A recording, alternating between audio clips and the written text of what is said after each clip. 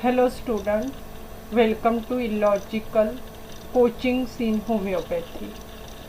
Today we will discuss regarding lectures on homeopathic philosophy, lecture first. Lecture first, the title of this lecture is The Sick.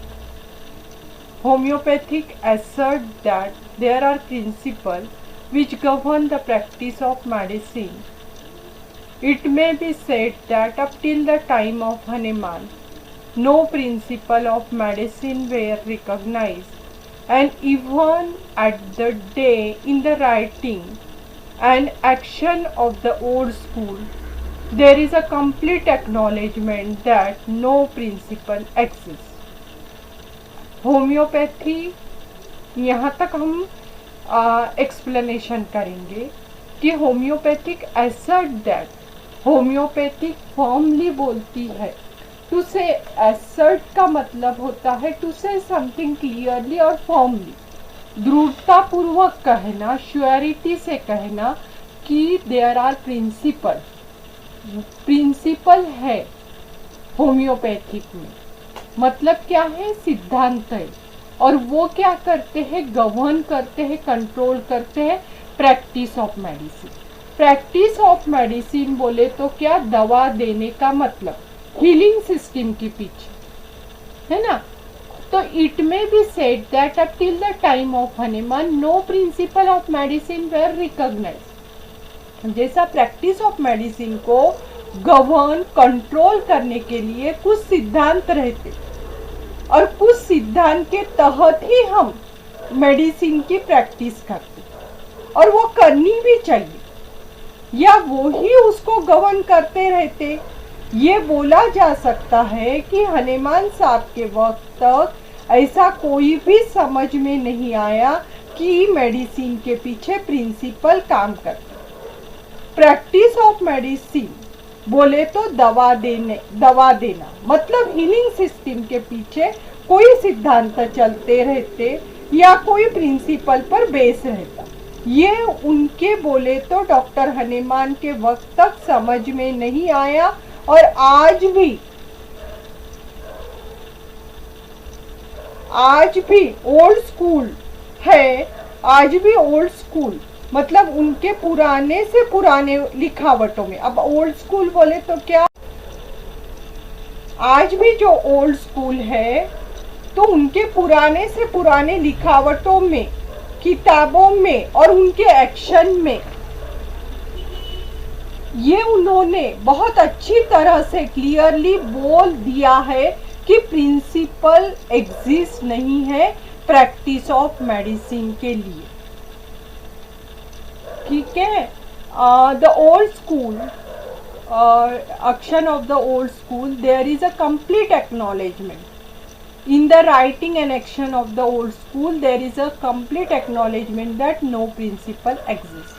मतलब allopathic ने ये लिख दिया है, मतलब Hahnemann के वक्त, डॉक्टर हनीमैन साहब के वक्त तक ये पता ही नहीं था कि तक ऐसा समझ में ही नहीं आया था कि मेडिसिन के पीछे कोई प्रिंसिपल रहते हैं। मतलब मेडिसिन बोले तो क्या? हीलिंग प्रोसेस के पीछे जो हम क्योर करते ना पेशेंट को, उसके लिए जो मेडिसिन देते वो हीलिंग प्रोसेस, तो उसके पीछे वो प्रिंसिपल के तहत हम क्योर करते। पर ये उस वक्त पता ही नहीं था। नहीं, ओल्ड स्कूल जो है उनके पुराने से पुराने लिखावटों में भी और उनके किताबों में भी और उनके एक्शन में उन्होंने अच्छी तरह से क्लियरली बोल दिया है कि प्रिंसिपल एग्जिस्ट नहीं है प्रैक्टिस ऑफ मेडिसिन के लिए। मतलब कोई प्रिंसिपल के ऊपर नहीं चलता। प्रैक्टिस ऑफ मेडिसिन कोई प्रिंसिपल के ऊपर नहीं चलता। The old school declared that practice of medicine depend entirely upon experience, upon what can be found out by giving medicine to the sick. Their shifting method, theories and rapid discoveries and abandonment of the same fully attest the sincerity of their acknowledgement and declaration. Homeopathy lieu allopathic at this point. ठीक है, homeopathy lieu allopathy at this point. So in this manner great division between two school is affected. यहाँ हम रुकते हैं और explanation देखते हैं कि क्या हमें डॉक्टर केन का बोलना है. तो उन्होंने क्या बोले कि ओल्ड एलोपैथिक स्कूल, बोले तो ओल्ड स्कूल क्या डिक्लेयर करती है कि पूरी तरह से एक्सपीरियंस पे डिपेंड है. हीलिंग मेथड, दवा देने के बाद क्या रिजल्ट आता है उस पर डिपेंड है, न कि प्रिंसिपल. इसलिए उनकी जो थ्योरी है ना, हर वक्त हर घड़ी बदलते रहेगी. किसकी? एलोपैथी. हमारे ऐसे नहीं है, हमारे डॉक्ट्रिन्स हर घड़ी हर वक्त बदलते गए. हर सिचुएशन आई, हर डिसीज आए, उसके वक्त हमारी ये डॉक्ट्रिन बदलते गई. किसकी जगह वो डॉक्ट्रिन की जगह ये डॉक्ट्रिन ने ले ली, ऐसा नहीं है. तो उनके इतनी जल्दी जल्दी नए नए डिस्कवरी करते रहते और बाद में वो डिस्कवरी को बंद भी कर देते, बैन भी कर देते. अभी हमने कभी सुना है कि हमारी कोई मेडिसिन बैन हुई है? एलोपैथिक में तो कितने मेडिसिन बैन हो जाते हैं, मगर हमारा एकोनाइट डॉक्टर जैसा मटेरिया मेडिका प्यूरा में जैसा लिखा गया है वैसा की वैसा ही. जैसा भी हम फॉर एग्जाम्पल सिंकोना बार ही देखो, जो हमारी पहली होम्योपैथिक की स्टार्टिंग है, तो वो अभी जैसी प्रूविंग करे थे तो वैसी ही प्रूविंग के है, और अभी भी हम वो प्रूव करें तो वैसी ही हमें सिम्टम मिलते. जैसे डॉक्टर हेरिंग ने नोटा बेनी में लिखा था कि होम्योपैथी इज अ रैशनल, मतलब आप कितनी बार भी प्रूव करेंगे तो आपको वही सिम्टम मिलेंगे. तो हमारी मेडिसिन बैन नहीं होंगी, हमारे प्रिंसिपल बैन नहीं होंगे. यह जब तक दुनिया है तब तक हमारे प्रिंसिपल, हमारे मेडिसिन रहेंगे. क्यों? क्योंकि हमारे जो प्रिंसिपल बने हैं, जो डॉक्ट्रिन्स बनी हुई है, वो फैक्ट पे बनी हुई है, कुदरत के कानून पे बनी हुई है, न कि लोगों के ऑब्जर्वेशन पे, न कि लोगों के ओपिनियन. ठीक है, तो हर घड़ी बदलते रहते. जो डिस्कवरी बंद हो जाती, फिर ये मेडिसिन देना है, फिर कुछ दिन के बाद वही मेडिसिन बैन हो जाती. फिर इससे पता चलता कि वो कितने स्ट्रांगली ये बात में बिलीव करते कि बाबा कोई प्रिंसिपल काम ही नहीं करता है ना. जो उन्होंने डिक्लेयर करे वो कितने अच्छे से बोल रहे कि कोई प्रिंसिपल काम ही नहीं करता, और यहाँ पर होम्योपैथिक एलोपैथिक से जुदा हो जाती है. ठीक है, ये आपके में क्लियर हुआ कि क्या है होम्योपैथिक सिद्धांतों को मानती. होम्योपैथिक प्रैक्टिस जो हम करते हैं वो सिद्धांतों के तहत करते हैं, और एलोपैथिक जो मेडिसिन दिए बाद जो रिजल्ट मिलते हैं ना, उस पे उनकी प्रैक्टिस चलती. तो उनके जो थेरीज आते हैं वो कुछ दिन के लिए आते हैं, फिर उसमें कुछ चेंजेस आए, उसमें रिजल्ट नहीं मिले तो वो बैन हो जाते, बंद हो जाते, और फिर नए थेरीज आते. फिर भी वो मानने के लिए तैयार नहीं है कि उनके मतलब प्रिंसिपल, कोई प्रिंसिपल के तहत, कोई सिद्धांतों के तहत प्रैक्टिस करना चाहिए. उनका यही ओपिनियन है कि हम जो सिक पर्सन को मेडिसिन देते, जो रिजल्ट आते, वही हम दूसरे पेशेंट को वही रिजल्ट के बेसिस पे, दूसरे पेशेंट को वही सिम्टम के बेसिस पे हम दूसरे पेशेंट को मेडिसिन देते, और वही रिजल्ट आते. तो फिर दूसरा डॉक्टर, तीसरा डॉक्टर, चौथा डॉक्टर, और फिर उनके जो फार्मेकोलॉजिकल बुक है उसमें वो ऐड हो जाए. ठीक है, ये हुआ.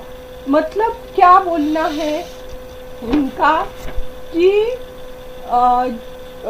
क्या है, हमारा एलोपैथिक होम्योपैथिक एलोपैथिक से जुदा हो जाता ये पॉइंट से. उसकी वजह से होम्योपैथिक और एलोपैथिक में बहुत बड़ा गैप है. यहाँ तक हम आए थे कि great division between the two school is affected. That there are principle. अब होम्योपैथिक का मानना क्या है? अभी तक आपको ये समझ में आया कि एलोपैथिक क्या कंसीडर करती है, एलोपैथिक किस बेस पे प्रैक्टिस करती है. एलोपैथिक सिर्फ एक्सपीरियंस के बेस पे प्रैक्टिस करती है, न कि उनका कोई सिद्धांत है, न कि उनका कोई बेस है. जो मेडिसिन दिए सिक पर्सन को और सिक पर्सन अच्छा हो गया तो वही मेडिसिन आप दूसरे पेशेंट को दें. कुछ दिन के बाद वह पेशेंट वो मेडिसिन से अच्छा नहीं होता तो वो मेडिसिन बैन हो जाती. क्यों? क्योंकि उसके कुछ साइड इफ़ेक्ट आने लगते. जैसा फॉर एग्जांपल हम पैरासीटामोल जॉन्डिस में नहीं देते, कॉन्ट्रा इंडिकेटेड. मगर हमारे जो मेडिसिन है वो टोटलिटी ऑफ सिम्टम पे हम बहुत सारे मेडिसिन हर डिसीज में दे सकते हैं. रिवर्सिबल कंडीशन में हम दे सकते हैं, है ना. और जैसा है कि अगर हम प्रॉपरली दिए मेडिसिन अच्छे से रेपर्टराइज करके और अच्छा होम्योपैथिक का नॉलेज और आर्ट का नॉलेज ऑर्गेनन से लेकर दिए तो हमारी मेडिसिन कहीं गलत नहीं होना चाहिए.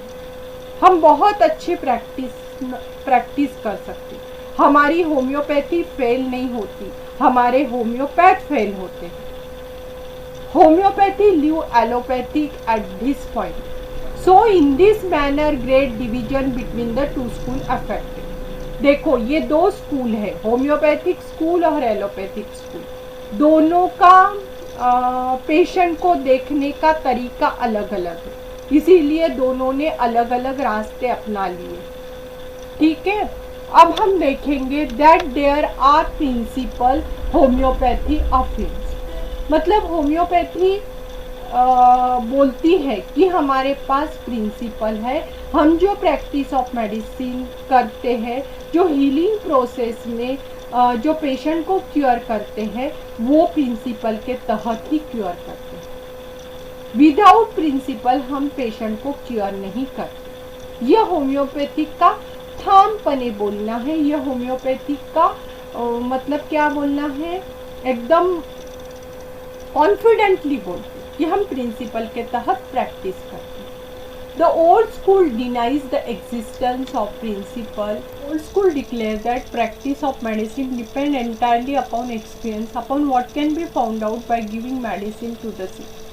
Their shifting method, theories, and rapid discoveries and abandonment of the same fully attest the sincerity of their acknowledgement and declaration. Homeopathy leave allopathic at this point. Also, in this manner, great division between two schools is affected. ये हमने ऊपर देख लिया. That there are principle. अब यहाँ से हम homeopathic को जानेंगे, है ना. ये ऊपर हमने देख लिया है कि एलोपैथिक का व्यू पॉइंट क्या है. That there are principle homeopathy affair. Old school deny the existence of principle with apparent reason, looking at the matter from the standpoint of their practice. है ना. तो क्या है, होम्योपैथी इस बात पर विश्वास रखती है कि stand point of their practice and method. यहाँ तक हुआ है. ठीक है. तो होम्योपैथिक इस बात पर पूरा विश्वास रखती है कि प्रैक्टिस ऑफ मेडिसिन में प्रिंसिपल काम करते हैं. कोई भी हीलिंग होती ना, उसके पीछे कुछ न कुछ तत्वज्ञान रहता, कोई न कोई लॉ रहता, कोई प्रिंसिपल काम करते रहता. ये होम्योपैथिक बिलीव करती उसके पीछे. इसलिए उसके पीछे मतलब जो हीलिंग प्रोसेस रहती है उसके पीछे कोई न कोई लॉ रहता, कोई न कोई डॉक्ट्रिन्स रहती है. ये होम्योपैथिक बिलीव करती. इसलिए दो स्कूल में फर्क है. Existence of the standpoint of the there are principle homeopathic affirm. The old school deny the existence of principle with apparent reason, looking at the matter from the standpoint of their view, the standpoint of their practice and method.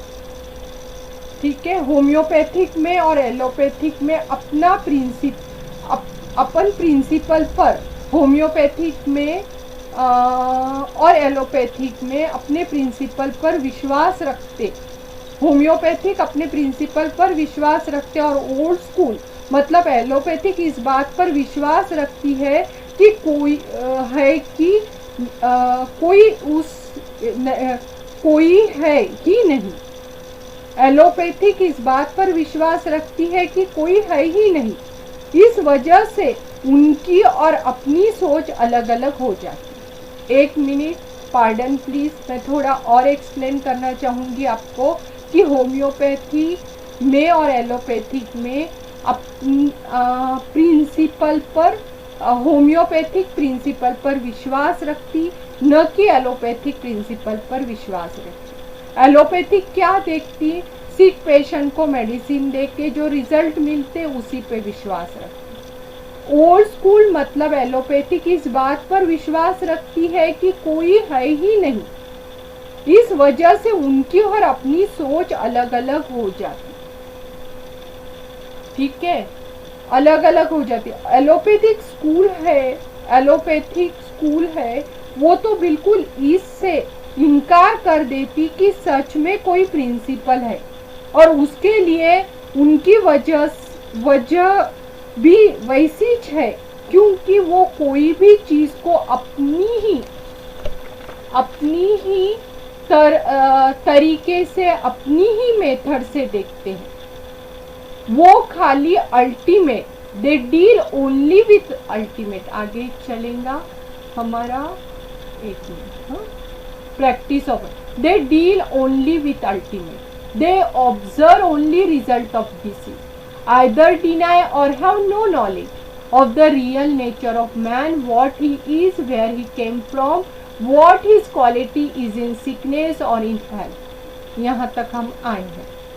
अभी क्या बोलना है कि उनका allopathic का तरीके से, अपने ही तरीके से, अपने ही मेथड से वो पेशेंट को देखती, और वो खाली ultimate, they deal only with ultimate मतलब रिजल्ट ऑफ द डिजीज। बीमारी के प्रोसेस के बाद जो चीज़ आती, उसको हम बोलते हैं रिजल्ट ऑफ द डिसीज। उससे वो डील करते हैं, उसके बाद वो डिनाई कर देते हैं, इनकार कर देते हैं, या उनको आदमी के रियल नेचर का पता ही नहीं है। मतलब आदमी के रियल नेचर क्या है उसका उन्हें पता ही नहीं है। आदमी क्या है, वो कहाँ से आया है, अगर वो बीमार हो रहा है तो उसका मतलब क्या है, उसके साथ क्या हो रहा है बीमारी के कंडीशन में, अगर उसके सिकनेस की क्वालिटी क्या है, अगर वो हेल्थ में है तो उसका मतलब क्या है, अगर वो बीमार से वापस ठीक हो रहा है तो वो कौन से सिद्धांत के तहत ठीक हो रहा है, उसकी क्वालिटी क्या है।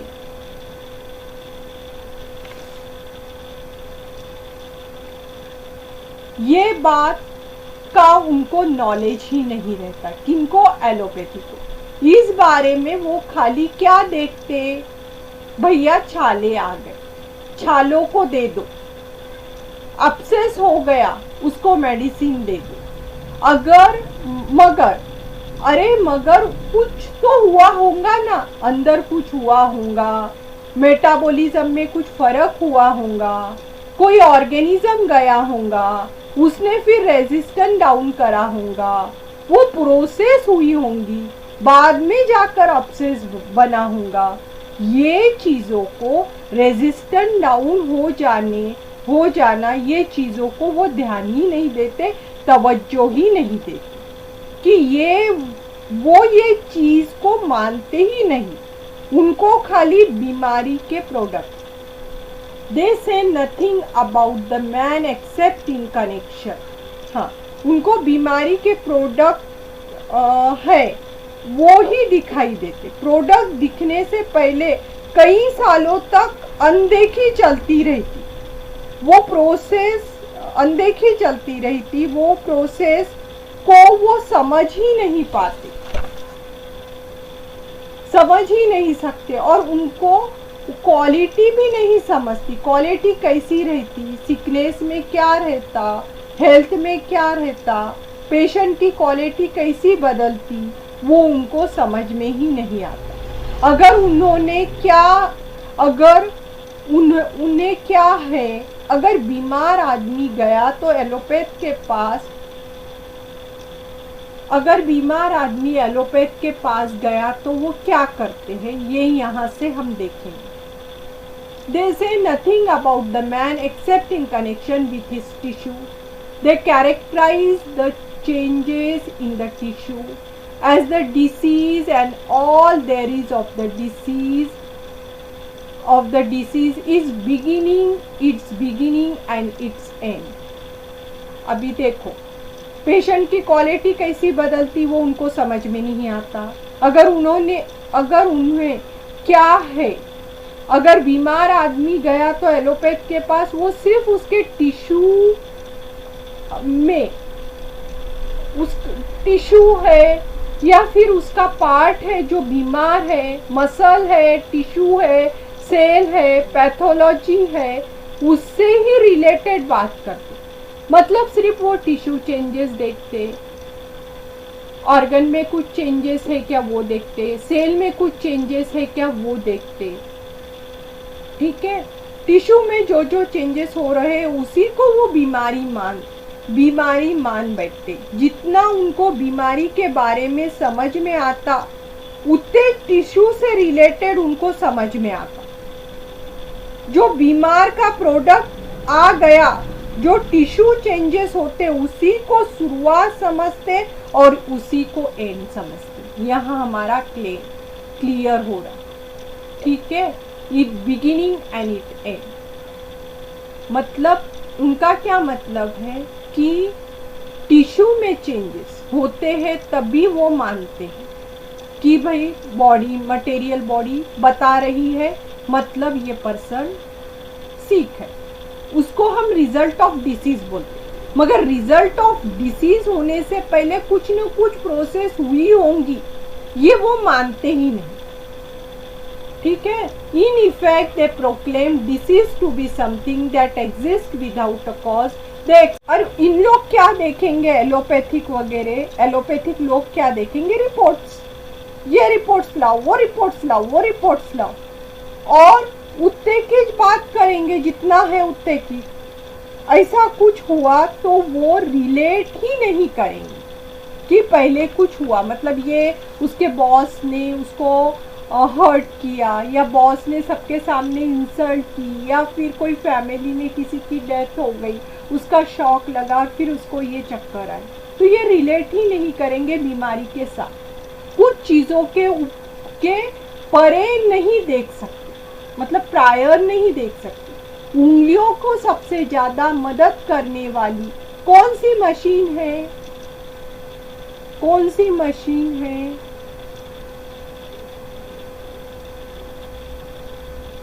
उंगलियों को सबसे ज़्यादा मदद करने वाली कौन सी मशीन है, माइक्रोस्कोप।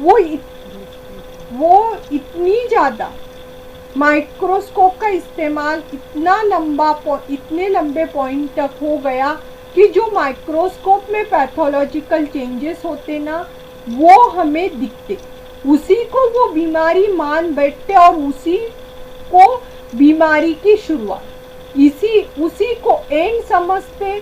और ये जो चीज़ हुई है उसके पहले बिल्कुल कुछ नहीं था, ये तो रिजल्ट है, उससे पहले कुछ भी नहीं था।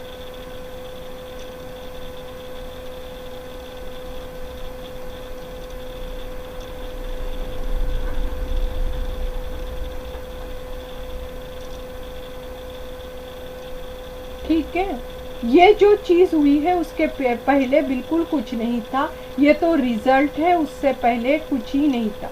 फॉर एग्जाम्पल बायोप्सी करते, उनको कुछ अलग टाइप के सेल दिखते तो बोल देंगे कि तुम्हारे सेल ऐसे ऐसे है, मगर वैसे सेल होने के पीछे क्या वजह रही है, कौन से प्रोसेस के थ्रू वो सेल वैसे बने हैं, वो नहीं बताते।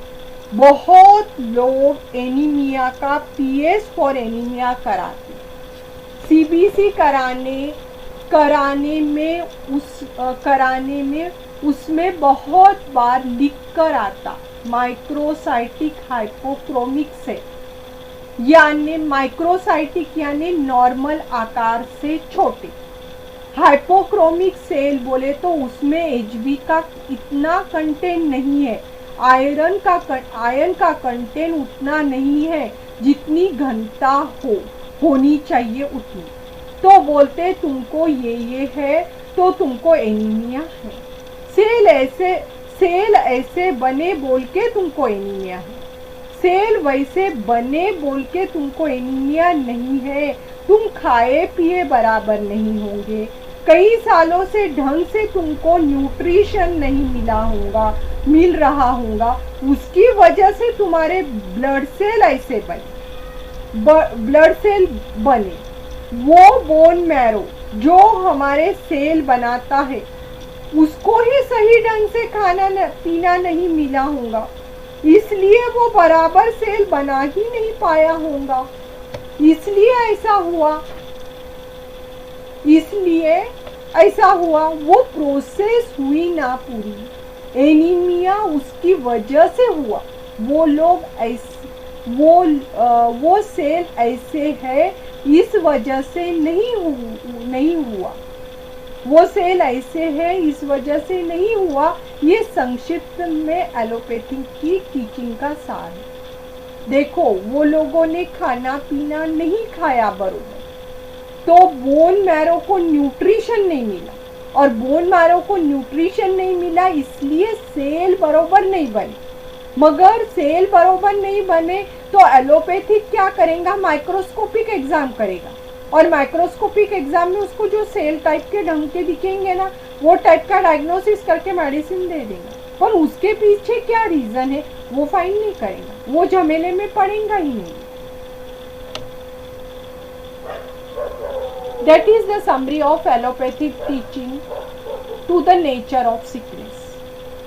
ये होम्योपैथिक टीचिंग अलग है, होम्योपैथिक में क्या सोचते हैं, क्या सिखाया जाता है, क्या समझाया जाता है। In fact, they proclaim disease to be something that exists without a cause.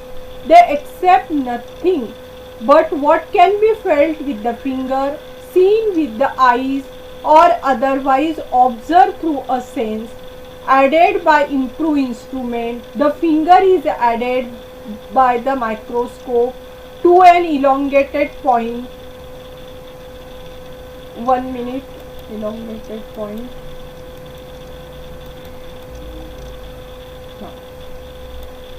Elongated point and the microscopic pathological result of disease are noted and considered to be the beginning and the ending. That is the result without anything prior to them. That is the summary of allopathic teaching to the nature of sickness. यहाँ हम stop करते हैं। अभी देखो हमने ये लिया कि वो क्या मानते हैं, प्रोसेस को नहीं मानते, जहाँ से डिसीज की शुरुआत हुई वो नहीं मानते, जो हमको मटेरियल बॉडी पे चेंजेस दिखने लगते या जो माइक्रोस्कोप टिश्यू इसमें जो चेंजेस दिखाई देते वो मानते हैं। ठीक है, उत्तेज टिश्यू से रिलेटेड उनको समझ में आता, जो बीमार का प्रोडक्ट आ गया, जो टिश्यू चेंजेस होते उसी को शुरुआत और उसी को एंड समझते। वो लोग ये बोलते, ऐलान करते, प्रोक्लेम करते, ऐलान करते असल में वास्तव में कि बीमारी जो है वो बिना कॉज के आती है, एग्जिस्ट होती है बिना कॉज, उसके पीछे कोई कॉज नहीं रहता। ठीक है, होम्योपैथिक वैसी नहीं सोचती। होम्योपैथिक ऐसा सोचती है कि कुछ न कुछ वजह है इसलिए ये हुआ है।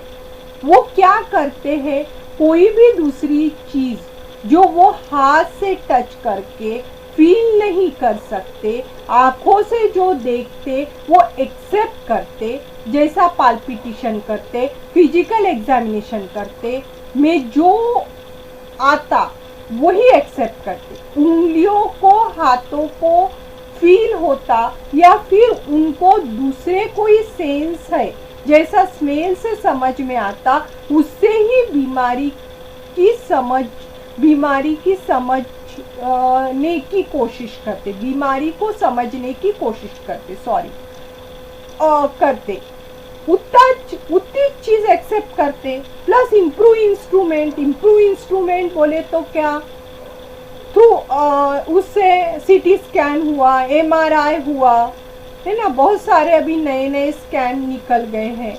इम्प्रूव इंस्ट्रूमेंट थ्रू समझ में आता, उसी से जो समझ में आता उतनी ही चीज़ों को वो एक्सेप्ट करते। फॉर एग्जाम्पल किसी को चक्कर आ रहे हैं, फॉर एग्जाम्पल एक आदमी है, उसको चक्कर आए, चक्कर आके वो गिर गया और वो एलोपैथिक फिजिशियन के पास गया। एलोपैथिक फिजिशियन ने उसका सीटी स्कैन किया, उनके जो इन्वेस्टिगेशन थे वो सारे किया, पूछा कुछ गिरने का रीज़न है क्या, वो है क्या, सब उसने पूछा। सारे इन्वेस्टिगेशन किए बाद उसको ये देखा कि कहीं भी चेंजेस नहीं। फिर उसने क्या किया, चक्कर की गोली लिख कर दे दी कि ये गोली लो। मगर वो पेशेंट को शायद वो पेशेंट को रिलीफ न हो, तो वो कहीं कोई उसके रिलेटिव्स बोले कि भाई इधर एक होम्योपैथिक डॉक्टर है, वो अच्छी मेडिसिन देता है, तो उसको वहाँ लेकर गए। तो होम्योपैथिक डॉक्टर सबसे पहले ये पूछेगा कि भाई ये चक्कर आने से पहले कुछ हुआ था क्या। तो फिर वो इंसान बोलेगा कि हाँ सर, हाँ मैडम, मतलब मेरे कॉलेज में या मैं जहाँ काम करता हूँ वहाँ मुझे मेरे बॉस ने बहुत बुरी तरह से इंसल्ट किया, या मेरे जो करीब के रिलेटिव्स थे उनकी डेथ हो गई, या मुझे कोई ने बहुत हर्ट किया, और उसके बाद ये हुआ, है ना। तो अपन क्या करेंगे, अपन वो चीज़ को तवज्जो देंगे जो पहले